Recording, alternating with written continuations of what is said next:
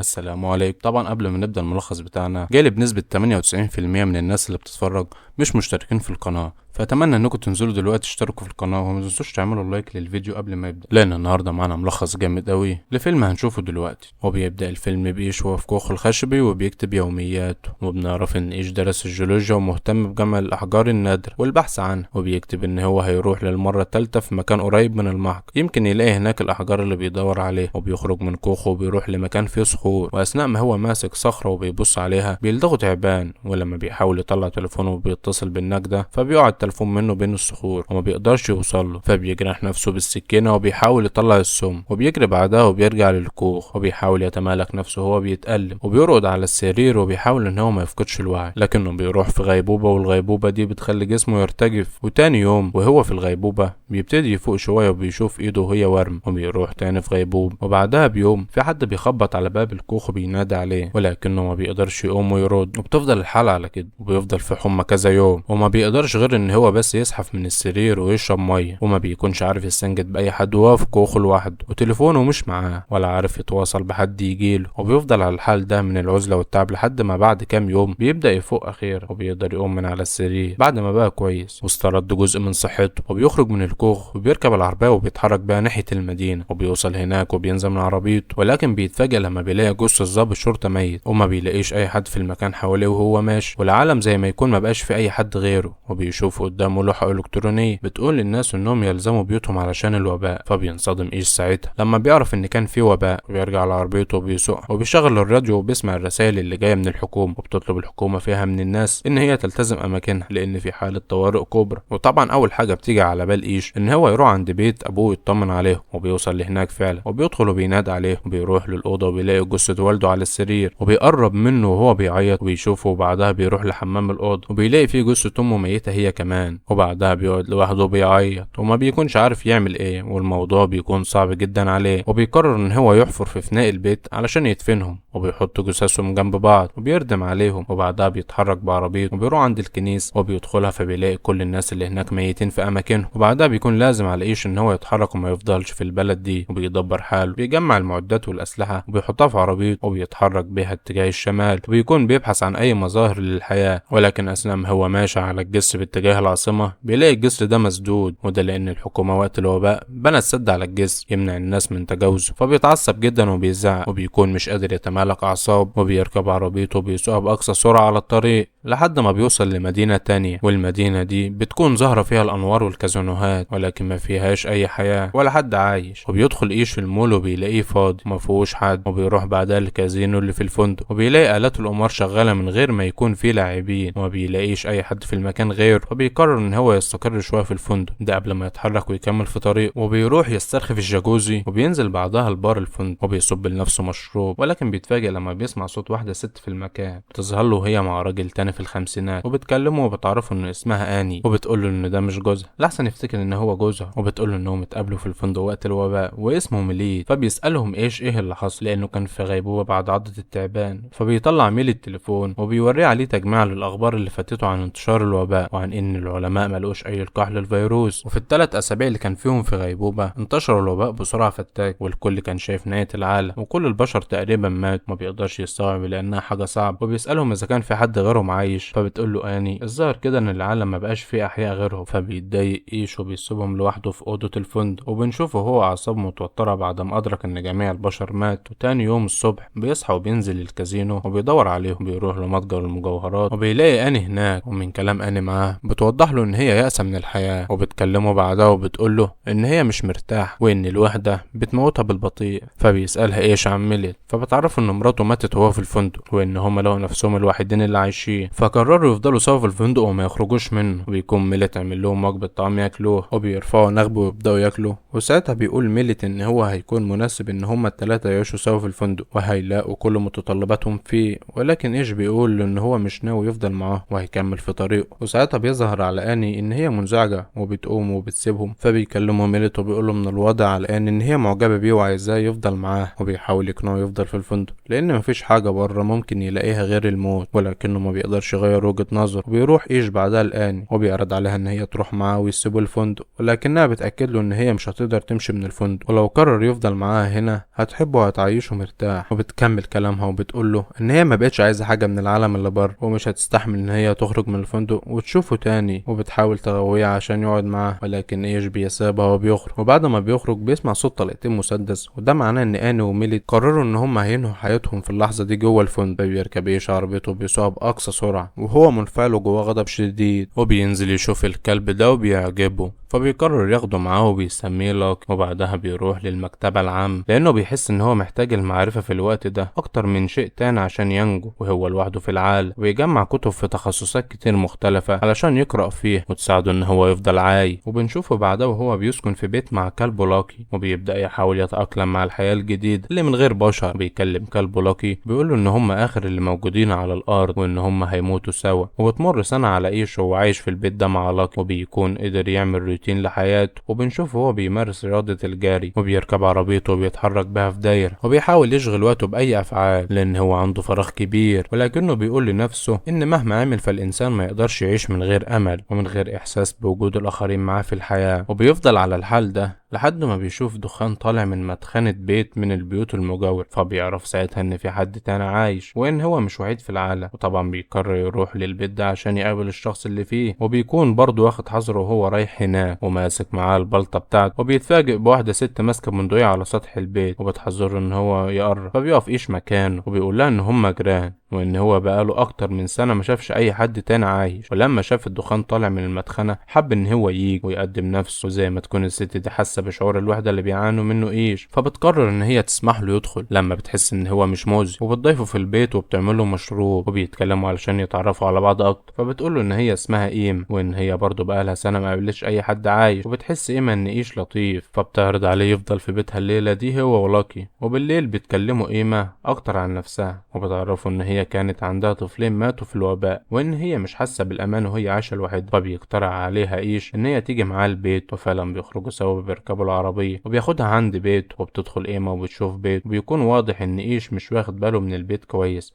وما بيعرفش يعتني بيه. وبتبص ايما على كل حته في البيت ومخزونه من الاكل، فبتلاقيه قرب يخلص. فبيروحوا للسوبر ماركت يجمعوا كميات من الاكل ويرجعوا، وبتطبخ لهم ايما وجبه اكل. ومن بعدها بيهيئوا حياتهم سوا في البيت وبيزرعوا الحديقه. وبنشوف ايما وهي بتعتني بايش وبتحلق له شعره ودقنه. وبيكون عند ايش تساؤلات كتير عن سبب نجاتهم هما الاتنين من الوباء، وان اكيد في حكمه من ده. وساعتها بتقرب منه ايما في لحظه رومانسيه، وبيكونوا بعدها حاسين بالاستقرار والونس سوا. وبعد مده بنشوف ايش هو بيركب الواح طاقه شمسيه فوق بيت علشان يستخدم الطاقه دي في انه يمد البيت بالكهرباء، ولكنه بيقع وبيتصاب في رجله. فايما بتتخض عليه وبتعتني بيه زي ما يكون طفل اذى نفسه، وبتقول له ان هو كان لازم ياخد باله من نفسه وما يتصرفش زي الاطفال. فبيسمع ايش كلام وبيوعدها ان هو هياخد باله من نفسه. وفي الليله دي بتقعد ايما تشوف صور اطفالها اللي ماتوا وهي زعلان. وفي اليوم اللي بعده بتفاجئ ايش ان هي حامل، وساعتها بيبان على ايش التوتر لانه خايف عليه لان مفيش اطباء ولا مستشفيات، وبيعتبر ان حملها هيكون خطر على حياته. ولكن ايما بتكون عايزه تحتفظ بالجنين، وبتاكد عليه ان هم لازم يثقوا في نفسهم ويكون عندهم رغبه في مستقبل افضل. وفعلا بيقتنع ايش بكلام. وبعدها بنشوفه وهو رايح للمكتبه يجمع كتب عن الولادة والطب يدرسها علشان يستفيد منها لما تيجي تولد. وبتفضل ايما تحاول تطمنه ان الولادة هتعدي على خير. وبعدها بتطلب منه ان هو يلاقي طريقة يجيب لها بيها لحوم لان هي زهقت من اكل الخضار وعايزة تغذي الجنين اللي في بطنها. ورغم ان ايش ما بيحبش الصيد، ولكن علشانها بيقرر يخرج بندقيته ويروح يصطاد، وبيتشجع وبيصطاد بقرة وبيطلع قلب البقرة دي وبيرجع بيه لإيما. فبتسأله فين باقي البقرة، فبيقول لها ان هو هيروح يجيب لها لحمة منها لو هي مش عايزة القلب. وفعلا بيروح يجيب باقي اللحم. وفي نفس الليلة دي بيجرب نظام الطاقة الشمسية وبينجح ان هو يمد البيت بالكهرباء وينوره، ولكنه ما بيعديش وقت طويل وبيلاحظوا ان في سرب من الفيران بيتجمعوا حوالين البيت بسبب ريحة اللحم. فبيحاولوا بسرعة يتخلصوا من اللحم والمعلبات وبيرموها في النار، وبيقفلوا على نفسهم البيت كويس من كل اتجاه. ولكن لسوء الحظ بيكونوا نسيوا كلبهم لاكي بره والفيران بتعضه. فبيفتح ايش الباب وبيخرج يجيبه وبيدخله، وشوية فيران بتدخل من الباب فبيصوب عليها بالبندقية وبيضربها لحد ما بيخلص عليها. وبعدها بيعالجوا جرح لاكي وبيكون بيتألم. وفي الايام اللي بعدها بيبتدي سرب الفيران يختفي من حوالين البيت علشان القطط بتنتشر. وبيخرج ايش من البيت وهو متفاجئ باختفاء الفيران اخيرا. ولكن في الوقت ده بيجي المخاض لإيما وبتكون على وشك ان هي تولد، وبيكون ايش خايف وبيحاول يكون جنبها في الوقت الصعب ده. فبيحاول ايش وقتها يستدعي المعلومات الطبية اللي هو كان بيذاكرها في الكتب، واخيرا بتولد طفلة وبيكون فرحان بيها جدا، وبيقرروا يسموها هيزر على اسم ام ايش. وبنشوف بعدها بكام يوم بيتمشوا وهم شايلين الطفلة ومبسوطين، وبعدها بنشوف ايما وهي في المدينة وبترش ببخاخة الالوان على الجدران، وبتكتب مكان سكنهم علشان لو في حد عايش يعرف مكانهم ويروح لهم. وفعلا بنلاقي ان في حد شاف العنوان اللي مكتوب، وهنعرف قدام يبقى مين. وبتمر 6 سنين وبيكون ايش سايق عربيته وراجع، وبيحس ان هو خبط حاجة، فبيوقف عربيته وبينزل يشوف هو خبط ايه، وبيلاقي ان عربيته خبطت نمر جبلي وبيتألم. فبيقرر ايش يخلصه من المعاناة وبيجيب المسدس من العربية، ولكن قبل ما بيضربه بالنار بياخد باله من طفلة في الغابة، وبيتفاجئ من وجود الطفلة دي وبيروح وراها. فبتجري الطفلة في الغابة وهو بيحاول يلحقها ويوقفها، وبيقدر يوصل لها وبيمسكها. فبتصرخ، فبيحاول ايش يهديها ويقولها ان هو مش هيأذيها، وبيعرفها ان هو عنده ولد وبنت في سنها وممكن ياخدها معاه ويديلها اكل ويعتني بيها. ولكن الطفلة ما بتتكلمش نهائي وبتفضل تصرخ لما بيحاول يقرب منها. فبيقول لها ايش ان هو هيروح للعربية بتاعته وهيستناها اذا غيرت رأيها وقررت تروح معاه. ولكنه لما بيرجع للعربية ما بيلاقيش النمر الجبلي اللي خبطه، لانه بيكون اتحرك وهرب وهو مصاب. فبيركب عربيته وبيستنى لحد ما الطفلة بتظهر، وبيشجعها ان هي تقرب وبيديلها تفاحة. فبتاكلها البنت وبيكون واضح عليها ان هي جعانة، وما بتركبش جنب ايش وبتروح تركب في صندوق العربية ورا. فبيتحرك ايش بيها وبياخدها عند مراته ايما، وبيكون مستغرب من انها ما بتتكلمش وحالتها سيئة للدرجة دي، واكيد مرت بحاجات صعبة كتير. وبيحاول ايش يخليها تاخد راحتها، فبيبتدي يكلمها وبيعرفها على مراته وبنته هيزر وابنه التاني أليكس. ولكن برضه الطفلة ما بتردش رغم ان بيكون باين عليها ان هي فاهمة كلام، وبتفضل في صندوق العربية وما بتتحركش منه. فبيقول لها ايش تفضل براحتها في المكان اللي هي عايزاه، وبيسيبها وبيدخل. وجوه البيت بيتكلم مع خورخي ومورين، واللي بيكونوا الزوجين شافوا العنوان اللي كانت ايما كاتباه ببخاخة الالوان في المدينة من 6 سنين. وبنعرف من خلال كلامهم ان ايش وايما استضافوهم وخلوهم يعيشوا في البيت المجاور ليهم، وبيتناقشوا في موضوع الطفلة الصغيرة دي اللي ما بتتحركش من مكانها، وبيستنوا بعدها ان هي تتحرك ولكنها بتفضل في مكانها لتاني يوم الصبح. وقتها بتحاول مورين ان هي تقرب منها، فبتتخض الطفلة وبتمسك ايدها بسرعة وهي خايفة. وساعتها بتلاحظ مورين انه يدب جروح على ايد الطفل، فبتفهم مورين ان في حد اذاها،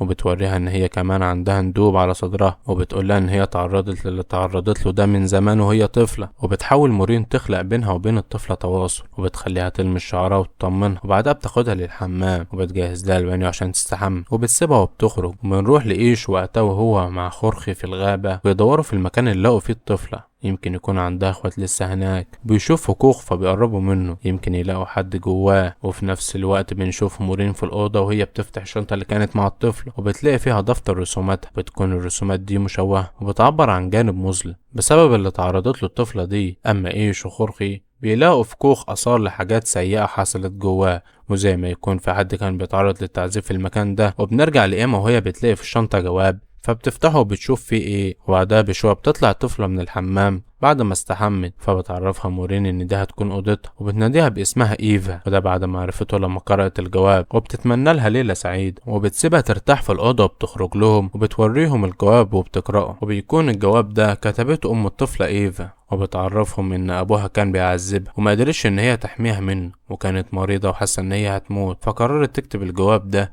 يمكن اي حد يقرأه ويساعد بنتها المسكينة. وبتطلب في الجواب من اللي بيقرأه ان هو يحتضن بنتها، وبتقول ان هي بقى صعب عليها تثق في البني ادمين بعد اللي تعرضت له. وبعد ما بتخلص مورين بيكونوا متأثرين من اللي تعرضت له ايفا، وساعتها بتقرر مورين ان هي تتبنى ايفا. وبتمر شهور على كده تولد اما ولد جديد بيسموه جيوي، وبيكون باين على ايش ان هو مبسوط بيه، وبيكلمه وبيقول له ان هو هيعمل كل اللي هيقدر عليه ويوفر له افضل حياه. وبيربوا جيوي مع العيله وحياتهم بتكون مستقره، لحد ما في يوم بيسمع ايش صوت الاجراس اللي كان عاملها حوالين المنطقه. وساعتها بياخد ايش حذرهم وبيأمرهم يدخلوا اطفال جوه، وبيروحوا بالاسلحه بتاعتهم يشوفوا مين الدخيل. وبنشوف ايما وهي ماسكه منديتها في الغاب وبتلمح حد بيتحرك فبتصوب عليه. ولكن في اللحظه دي بتظهر واحده ست وهي موجهه منديتها ليه وبتحذرها من ان هي تضرب نار. وبيظهر راجل وست كمان فبيحاولوا يهدوهم ويفهموهم ان هم مش جايين يأذوا حد. ولما بتنزل ايما البندقية بتنادي الست التانية على ابنها رايف الصغير، وبيتضح ان هو اللي كان بيجري في الغابة من شوية وبيجري على امه وبتحضنه. وبتعرفهم الست اللي ماسكة البندقية ان اسمها مولي، وان الراجل ده اسمه إزرا، وام الطفل اسمها جين. وبيكلمهم إزرا إن هما مش عايزين حاجة وهيكملوا في طريقهم. ولكن إيما لما بتلاقي معاهم طفل صغير فبتقرر إن هي تدعوهم لبيتها يتعرفوا عليهم، فبيروحوا معاهم رغم إنه بيكون باين على إيش إن هو مش مرتاح لأنهم غرباء. وبتبدأ مولي تتكلم عن إن هي دكتورة وإن هي كانت متجوزة من إزرا قبل ما يتطلقوا ويتجوز هو من جين ويخلفوا ابنهم رايف. ولكن بعد الوباء اتجمعوا سوا وبقوا بيتنقلوا من مكان لمكان كعيلة واحدة. وبيتفاجئ إيش لما بتعرض مراته إيما عليهم يسكنوا في البيت المجاور، وبيكون واضح على إيش إن هو مش مرحب بكده، وبيقول لهم ان في دببة وحيوانات مفترسة. ولكن ايما بتقطع محاولته وبتأكد لهم ان البيت متحسن كويس وزي بيتهم، وخورخي ومورين بياخدوهم ويوروهم البيت المجاور. وبعدها بيتكلم ايش مع ايما وبيعبر لها عن قلقه لانه مش بيطمن الغرباء. ولكن ايما بتقول له ان معاهم طفل صغير في عمر بنتهم هيزر وان هو هيكون صديق لوالدهم، وكمان مولي دكتورة واكيد هيحتاجوه ومش لازم يقفلوا الباب في وش الغير. تقدر ايما ان هي تقنعه بكلامها لانها بتقول له ان هم محتاجين يبنوا المستقبل لاولاده، علشان كده محتاجين لجذور تربطهم بالعالم اللي بره مش لسجن يمنعهم من الخروج ويتحبسوا فيه. وفي اليوم اللي بعده بنشوف ايش هو بيدي لهم تعليمات قبل ما يتحركوا كلهم ويروحوا للمدينة يجمعوا منها اكل، ويعرفهم ان هم لازم يكونوا حذرين ومستعدين لاي خطر هيواجههم. وبيروحوا للمدينة وبنشوفوا مع إزرا في السوبر ماركت بيجمعوا اي اكل يلاقوه، وبيحاول إزرا ساعتها يفتح كلام مع ايش علشان يخليه يثق فيه اكتر. اما مولي وقتها فبتلاقي مستشفى قديم فبتقرر تدخلها يمكن تلاقي اي ادوية، واثناء ما هي في الممر بتلاقي كلب بينبح عليها فبتكون خايفة وبتمسك طفاية الحريق وبتفتحها عليه علشان يبعد. وبعد ما الكلب بيبعد بتدخل غرفة الأدوية وبتجمع منها الأدوية وبتخرج بالحمولة وهي شايلاه. فبيقرب منها ايش وبيقولها ان هما كانوا مستنيينها وبينبه عليها ما تتحركش بعد كده وتتصرف لوحدها. فبتعرف مولي ان هي كانت بتجيب ادوية من المستشفى وعلشان كانت غايبة عنهم. وساعتها بيتعجب ايش لان قبل كده دور في المستشفى دي وملقاش اي ادوية. فبتعرف مولي ان كل مستشفى فيها عيادتين، واحدة منهم بتكون مقفولة ومش من السهل ان اي حد يوصل لها، وده كان تدبير احترازي عشان لو حصلت سرقة للمستشفى مخزون الادوية ما يخلص. فبيعجب ايش باللي عملته وكمان بينبسط ان هي جابت معاها مضادات حيوية كتير، وبيركبوا سوا وبيرجعوا للمنطقة اللي ساكنين فيها. وبكده بيكون بان فايدة مولي ليهم. وبالليل بتبدأ جين تعزف على الجيتار وبتغنوا وبيقضوا سوا وقت سعيد وبيحسوا بالونس. وبتمر الأيام على كده وكل حاجة بتكون طبيعية وفي تحسن. وبنشوفهم بعد 6 سنين وهما بيحتفلوا بعيد ميلاد هيزر فرحانين ورغم السنين دي. وبتكون لسه ايفا عايشة معاهم ولكن ما بتتكلمش برضه. اما ايش بنشوفه بياخد ابنه الصغير جوي للمكتبة وبيقول له ان ده مكانه المفضل ولازم يطلع زيه وبيحب الكتب والمعرفة. وبيرجعوا بعدها للبيت ولكن بتكون في عاصفة بره وبياخدوا بالهم ان هما مش لاقيين لاكي. فبيخرج ايش يدور عليه وبيناديه وبيلاقيه بره البيت ولكنه بيكون ميت. فبيحزن ايش عليه جدا وكمان ايما، وده لان لاكي كان كلب مخلص جدا. وبعد كام يوم بنشوف ايش بعد ما دفن لاكي في فناء البيت وهو بيتكلم مع خورخي ويعرفه وهو بيهزر ان الكلب كان صديقه الاولاني، اما هو فممكن يعتبر نفسه صديقه التاني. وبيروح ايش بعدها يطمن على الولاد وهما بيلعبوا وبيشوف جو بيلعب وبتكون ايفا واقفة جنبه. وفي اللحظة دي بياخد ايش باله من النمر الجبلي وهو بيستعد للهجوم عليهم. فبينادي ايفا تاخد جو بسرعة وبيجري عليهم، والنمر في اللحظة دي بيهجم عليه هو وبيعض وبيبتدي يسحبوا معاه للغابة علشان ياكله. فساعتها ايفا بتتكلم لأول مرة وبتصرخ وبتطلب المساعدة عشان اي حد يسمعها ويقدروا ينقذوه من النمر ويلحقوه قبل ما ياخده. وبعدها بتحاول مولي ان هي تنقذه لانه تعرض لاصابات خطير وكلهم بيكونوا خايفين عليه. وبيبطل ايش يتنفس للحظات فمولي بتحط له جهاز التنفس فبيرجع يتنفس تاني فبيرتاحوا شوية. وبتبدأ مولي تخيط له جروحه وبيكون ايش قدر ينجو من النمر بعجوبة. وفي الوقت ده الغضب والخوف بيسيطر على ايما فبتاخد البندقية وبتطلع على الغابة علشان تدور على النمر وبتلاقيه قدامها فبتضرب عليه كذا طلقة وبتخلص عليه فورا. وبنرجع لمولي وهي مع ايش تاني يوم وبتكلمه وبتعترف له وهي متأثرة ان هي مش معاها شهادة دكتوراه وان هي رسبت في اول سنة ليها في كلية الطب ولكنها كانت بتكذب علشان تحس ان ليها فايدة. ولما انقذته امبارح حست بكده لأول مرة فبيفهم ايش كلامها وبيقولها ان لولاها ما كانش هيعيش وان هي ليها فايدة كبيرة ومحتاجينها في حياتهم. بعد مدة بيرجع ايش يمشي من تاني واولاده بيكونوا فرحانين برجوعه ليهم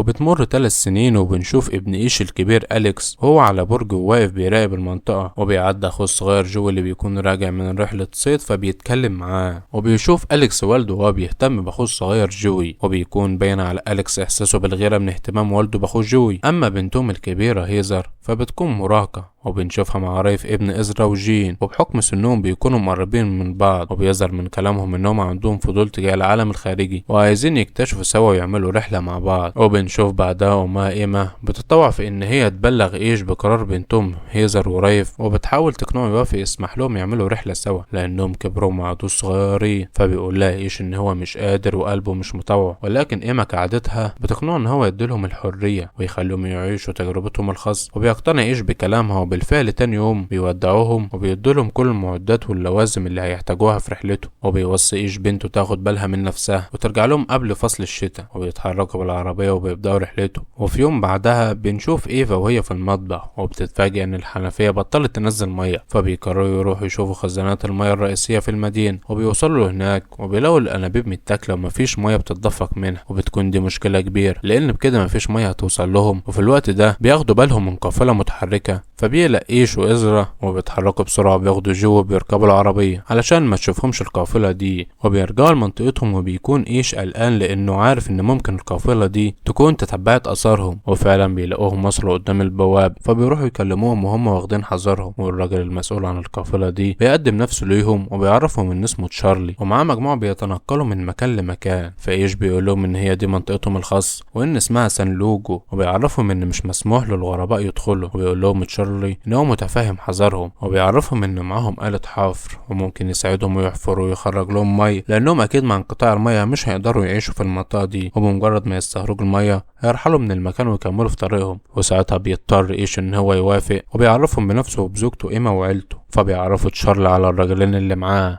واللي هم سايلس وكوري، ومعاهم ناس تانيين وستات كمان. فبيستأذنهم تشارلي يدخلوهم ويدوهم أكل، فبيسمح لهم إيش يدخلوا وبيقدموا لهم أكل، وبيسألوا إيش الحفر هيقعد قد إيه. فبيقول له تشارلي إن هم هيحاولوا يسرعوا العملية ولكن مفيش حاجة مضمونة، وبيكون إيش عاوز يحط النقط على الحروف علشان يعرف المقابل هيكون إيه. فبيرد تشارلي وبيقول له ان هما محتاجين وقود واكل عشان يكملوا الرحله، وده بيكون الاتفاق اللي بينهم. وبعدها بينصبوا آلة الحفر وبيبداوا يحفروا بيها في الارض، وايش بيكون متابعهم كويس لانه مش واثق فيهم لسه. وبعدها بيقعدوا يستريحوا وبيتكلموا، وبيلاحظ ايش ان تشارلي بيبص على ايفا بنظره غريبه فما بيكونش مطمن. وبالليل بعدها بيتكلم ايش مع تشارلي وبيسمعه بيقول له ان هو من قبل الوباء كان بيعتبر الناس بينقسموا الى نوعين، ناس اقوياء وناس ضعفاء، وان هو شايف نفسه من الناس الاقوياء ومن حقه ياخد كل مزايا الحياة. وكلامه ده بيخلي إيش مش حاسس بالارتياح، وعلشان كده تاني يوم لما ابنه أليكس بيكون عاوز يساعدهم في الحفر بيقول له انه ما يقربش من تشارلي والمجموعة اللي معاه. فبيقول له أليكس وهو متضايق ان هو مش حاسس ان ليه لازمة، وكمان بيقول له ان هو ما بيحبوش وبيحب اخوه جو اكتر منه. وبيخرج وبيروح يساعد في الحفر. وقتها بيتكلم إيش مع مراته إيما وبيقول لها ان هو مش مرتاح لتشارلي واللي معاه. فبتقول له إيما ان هو دايما بيشك في الناس وبيطلع غلط في الاخر. فبيحاول إيش يفهمها ان احساسه المرة دي قوي، ولكن إيما بتفضل شايفة ان هو غلطان وبيبالغ. وفي نفس اليوم بيطلع إيش وبيشوفهم وهم شغالين، فبيعرفوا تشارلي ان هم محتاجين وقت اكبر من كده. وبيفضل ايش حاسس بالقلق من تشارلي واللي معاه، وخاصة وهو شايف تشارلي قدر يخلي الولاد يحبوه ويشتغلوا معاهم وبيساعدوهم وهم مبسوطين. وفعلا تاني يوم بيقدروا يطلعوا ميه وكلهم بيكونوا فرحانين وبيحتفلوا. وقتها بيقرب منه ايش وبيفكروا بالاتفاق اللي كان بينهم، وبيقولوا ان هو هيجهز الوقود والطعام حسب الاتفاق علشان يمشوا. ولكن تشارلي ساعتها بينكر ان حصل بينهم اتفاق اصلا، وبيقول ان هو حابب المكان وهيقعد فيه كمان شويه. فبيحس ايش ساعتها ان احساسه كان في محله. وفي نفس اليوم بالليل بيكونوا بيحتفلوا باستخراج الميه، وبيحس ايش ان تشارلي فرض وجوده في المكان. وفي وقت متاخر من الليل بيكون ايش واقف في البلكونه وبيشوف سايلس واقف قدام المقطوره اللي فيها ايفا علشان يحرسها. وبيخرج وقتها تشارلي وهو بيربط بنطلون، فبيعرف ايش ان هو اعتدى على ايفا جوه، وبينزل بسرعه وبيروح لها وبيلاقيها بتعيط. اما تشارلي فبيتكلم مع سايلس بعدها وبيتفقوا ان هم بكره هيخلصوا على ايش ويستولوا على المكان كله. وبعدها كلهم بيتجمعوا في البيت وبيفكروا هيعملوا ايه بعد اعتداء شارلي على ايفا. فبيقول لهم ايش ان هم لازم يتصرفوا الليله دي. فبيقترح خورخي ان هم يطردوه من المنطقه بكل بساطه، ولكن ايما بتقول لهم ان هم لو طردوه هيرجع تاني وهيأذيهم، وان هم لازم يخلصوا عليهم من غير ما المجموعه اللي معاه تعرف، ولو ما اخدوش قرار واستنوا لحد تاني يوم هم اللي هيموتوا. ولكن بعضهم بيكون معترض على فكره القتل لانها حاجه مش سهله، فبيقرر ايش ان هم يعملوا تصويت، وبتحاول ايما تخليهم يقتنعوا بصحه كلامها لانهم لو ما خدوش القرار المناسب هيموتوا. وبيكون خورخي رافض ان هو يقتل، فبتكلمه مراته مورين وبتترجاه يوافق عشان خاطر ايفا اللي بتعتبرها بنتها. وبعد التردد بيوافق خورخي وبياخدوا قرارهم. وبنشوف ايش بعدها وهو رايح لمقطورة تشارلي وبيخبط عليه، وبيفتح تشارلي الباب وبيطلع السكينة وبيسأله بوقاحة عايز ايه. فبيقول له ايش ان كان في بينهم اتفاق وان هو لازم ياخد جماعته ويمشي، ولكن تشارلي بيتريق عليه وبيقول له ان هو لسه مشبعش من المكان، وبيقول له ان هو ضعيف وان هو ناوي ياخد مكانه في العيلة والمنطقة دي كلها تبقى بتاعته. وساعتها بينطق ايش اسم منطقتهم سان لوجو، وبتكون دي كلمة سر اللي بيظهروا من بعدها كلهم بالأسلحة، وبيلاقيهم تشارلي أكتر منه في العدد. فبيدرك ساعتها إنهم عملوا له كمين، وبيقول لهم إن هو ممكن يمشي من المكان مع مجموعته زي ما الاتفاق كان بيقول. ولكن ساعتها ايش بيضربه بالشاكوش وبيخلص عليه، وبيفضل يضربه بمنتهى العنف لدرجة ان ازرا بيقرب منه وبيحط ايده على كتفه علشان يبطل ضرب فيه، وبيتخلصوا من جثته. وبعدها ايش بيروح يغسل ايده من الدم، وبتقرب منه ايما وبتحاول تهديه لانه حاسس بالذنب، وبتقوله ان هو خد القرار الصح عشان يحمي مستقبل اولادهم. وتاني يوم الصبح بيكونوا مستعدين لجماعة تشارلي لما يعرفوا ان تشارلي مات، وبيجوا المجموعة وبيسألوا ايما فين تشارلي لانهم مش لاقيينه. فبترد عليهم ايما وبتقول لهم ان هو ما عادش موجود في الحياة. فبيحط سايلس ايده على سلاح، فبيتفاجئوا ايما ببندقيتها، وبيظهروا بقية العيلة كمان بالاسلحة، وبيخيروهم يا اما يعيشوا في سلام معاهم او يمشوا. وساعتها بيقرر كور ان هو يفضل في المنطقة، وكلهم بيكونوا مع القرار ده ما عدا سايلس. فبيقولوا ان هو مطرود من المنطقة، وبيمشي وبيركب عربيته وبيطلع من البواب، ولكنه بيرجع تاني وبيقول ان هو ما عندوش مكان تاني يروحه، وان هو اقتنع بكلامهم وعاوز يعيش معاهم بسلام. فايش ساعتها بيقوله ان هو شافه وهو بيهرس باب المقطورة لتشارلي لما كان بيعتدي على ايفا، هو مش ممكن يسامحوا حد زيه ولا يخلوه بينهم لان الاغتصاب جريمة ما بيعملهاش غير الحيوانات. ولما بيلاقيهم سايلس رافضين دخوله بيركب عربيته وبيمشي، وبتمر السنين وبتكون حياتهم في المنطقة بقت مستقر وعايشين في سلام. وبنشوف جو وهو بيتسلق شجرة طويلة وبيشوف الإطلالة من فوقها وهو مبهور. وبعدها بيقدم لهم جو اختراعه واللي بيكون عبارة عن عجلة طائرة، ورغم ان اختراعه ده قديم ولكن بالنسبة لهم بيكون حاجة كبيرة وبيحتفلوا بيه وهم فرحانين لان ما هو مخترع صغير. وفي الليلة دي بيلاحظ ايش وهو بيقرأ له من الكتاب ان هو مريض، وبيفتكر في البداية ان هو مرض بسيط ولكن حالة جو بتسوء اكتر. وفي المستوصف بتقول له مولي ان جو مصاب بالفيروس، ولكن ايش ما بيكونش عاوز يصدق وما بيكونش مقتنع لانه شايف ان الوباء انتهى من سنين، وبيطلب منها تبطل تقول له كده، وبيسألها اذا كانت في مضادات حيوية، فبتعرفوا ان المضادات للاسف خلصت. وفي الليله اللي بعدها بترتفع درجه حراره جوي، وبيفضل ايش طول الوقت جنبه على السرير، وبيكون مقتنع ان جو اكيد هيخف مع الوقت. وبعد كام يوم بتدخل ايما عليه ومعها هيزر بنتهم الكبيرة، فبياخدها ايش في حضنه لان هو ما شافهاش من سنين، وبيسألها فين رايف، فبتقول له وهي متأثرة ان هو مرجعش معاها وان هي رجعت لوحدها لان هو مات في الرحلة، وبتكون حاسة بالندم على رحلتها. فبيهدوها لان اهم حاجة ان هي رجعت لهم بالسلامة. وبتشوف هيزر اخوها جو مريض، فبتنام جنبه على السرير وبتكلمه وبتقول له ان هي رجعت له زي ما وعدته وهتكون من النهارده جنبه ومش هتسيبه تاني. اما ايش بيقرر يتحرك بعربيته بسرعة في اتجاه العاصمة، وبيروح عند الجسر المسدود وبينزل من عربيته وبياخد معاه عجلة وبيتسلق على سد الجسر، وبيمر من فتحة فيه وبيسوق العجلة وهو مصمم يجيب مضادات حيوية لابنه. وبيوصل للمستشفى المركزي في العاصمة وبيدور فيها لحد ما بيلاقي عيادة الأدوية التانية المقفولة، وبيدخل لها وبيجمع منها المضادات الحيوية. وقبل ما بيمشي بيروح لأوضة تانية في المستشفى وبيصلي وبيدعي إن ابنه يعيش، وبعدها بيتحرك بسرعة علشان يرجع لابنه المريض. وفي الوقت ده في البيت بنشوف هيزر وهي قاعدة مع جين وإزرا، وبتبدأ تحكي لهم عن رحلتها مع ابنهم رايف وقد ايه كانوا فرحانين ان هم في رحلتهم سوا، وبيكتشفوا الاماكن وكل مكان راحوه كان فاضي ولكن سعادتهم كانت كبيرة وهم سوا. وكانوا بيلاقوا ارقام مكتوبة واسهم في اماكن كتيرة ولكن ما كانوش عارفين الارقام دي ولا الاسهم بتدل على ايه، وفضلوا يمشوا ورا الاسهم دي ويتنقلوا من مكان لمكان ولكن برضه ما قابلوش حد لحد ما قرروا يستقروا في مكان على تل قدام البحر. وكانوا مقررين ان هم يستقروا في المكان ده، ولكن اثناء ما كانوا هناك شافت هيزر شخص غريب ظهر قدامها جرى وما لقيتهوش، وبعدها بشويه وهي عند الخيمه ظهر الشخص ده وهو ماسك رايف وبيهددها، وبنعرف ان الشخص ده هو سايلس، وده بعد ما طردوه من المنطقه. وفضلت هيزر تترجاه يسيب رايف، ولكنه طعنه بالسكينه وموته. فمن غضبها رمت هيزر سلاح عليه واصابته بيه ومات بين ايديها، وكانت حزينه جدا على موته بالطريقه دي. وبعدها دفنته هناك وقررت ترجع ماشيه على رجليها لان العربيه عطلانه. وفضلت ماشيه الاسابيع كتير اثناء رجوعها ليه، والرحله اللي هي خدتها في الاول وهي فرحانه مع رايف رجعتها تاني لوحدها وهي حزينه. وبعد ما بتحكي لهم هيزر اللي حصل بتحضنها جين وبيخففوا عنها. وبعدها في نفس الليله دي بيرجع ايش لابنه جوي وبيربط ايده، وبيكون عاوز ينقله من دمه علشان ياخد منه. فبتحاول بنته هيزر تقنعه ان مفيش فايده من ده، فبيقول لها ان هو لازم يحاول لحد ما مولي تحضر العلاج من الادويه اللي هو جابها. ولكن للاسف في اليوم اللي بعده ما بيكونش العلاج جاب نتيجه نهائي. وبيكلمهم جوه في لحظاته الاخيره وبيقول لهم ان هو خايف ومش عارف بعد ما يموت هيروح فين، وبيموت في اللحظه دي. فبينهاروا كلهم من العياط. وبعدها ايش بيروح وهو منفعل يرش بالبخاخه على العنوان اللي كانت ايما كاتباه على الجدار في المدينه، وبيكون متاثر جدا لموت ابنه جو ومنهار. وبنشوفه بعدها في المكتبه وبيكون باين عليه ان هو خلاص فاقد الامل. وبتجيله مراته ايما وبتحاول تقنعه يرجع، وبتقوله ان هم لازم يبنوا المستقبل عشان اولادهم الاتنين، ودي مسؤوليتهم ومش لازم يفقدوا الامل. واذا كانوا هم فقدوا الامل في اولادهم يعملوا ايه؟ وبعدها بنشوف ايش رجع للمنطقه، وفي الليله دي بيقعد جنب ايما على السرير وبتكلمه ايما وهي متاثره. فبيقول لها ايش ان هو زي ما وعدها هيفضل دايما جنبها وهيسمع كلامها علشان يبنوا مستقبل لأولاده. وبتمر سنة وبنشوف إيش هو بينقل الكتب اللي كان بيقرأ فيها لابنه جوي، وساعتها بيلاقي فيها يوميات كان بيكتبها ابنه فبينبسط بيها وبيبتدي يقرأها. ولكنه بيتفاجئ بمخططات ورسومات لبناء برج راديو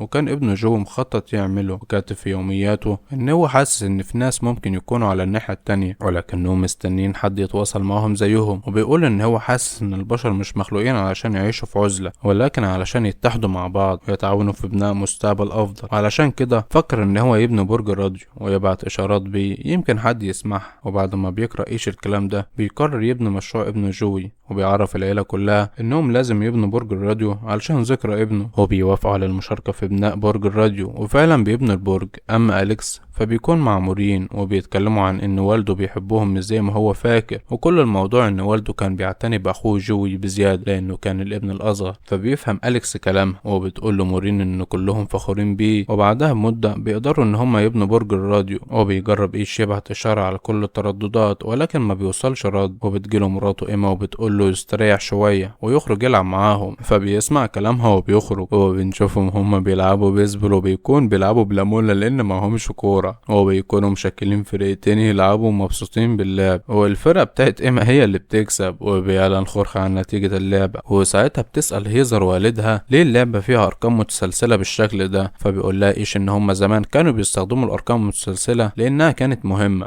وكل رقم كان ليه دلالة معينة. وقتها بتفتكر هيزر الارقام اللي كانت بتشوفها في كل مكان وهي في رحلتها مع رايف وما كانوش عارفين بتدل على ايه. ولما بيسمع ايش الارقام دي بيدرك ان هي ارقام اشارة راديو، فبيروح بسرعة يجرب يبعت رسالة بالجهاز على التردد ده. وبيكونوا كلهم مستنيين يوصل لهم الرد من الناحية التانية ولكن الرد بيتأخر. ولكن ايش برضو بيكون عنده امل لحد ما بيتفاجئوا بصوت واحدة بترد عليهم، فبيكونوا فرحانين ان هم لقوا اشخاص الناحية التانية. وبيسألها ايش عن مكانها فبتعرفوا ان هي في مكان على بعد اميال منهم. ووقتها بيكون من الطبيعي ان بعضهم يقلق من فكرة ان هم يعرفوهم مكان منطقتهم، وبيكون ازر متردد ومش عايزهم يتسرعوا لاحسن يكون الناس دول زي تشارلي. ولكن ايش بيقول لهم ان هم لازم يعملوا كده وده اذا كانوا عاوزين مستقبل افضل، وبيقرر يبلغهم بمكانهم علشان ييجوا. وبيحسوا ساعتها ان ده القرار الصح وبيكونوا مبسوطين لان بعد مرور 30 سنة بنشوف ايش بعد ما كبر وبقى جد وبيتمشى مع حفيدته الكبيرة ابن بنته هيزر. وبنشوف منطقة سان لوجو بعد ما طوروها وبقت منطقة كبيرة بتضم سكان كتير وكلهم عايشين مع بعض في سلام وقدروا يحققوا مستقبل افضل لاولادهم.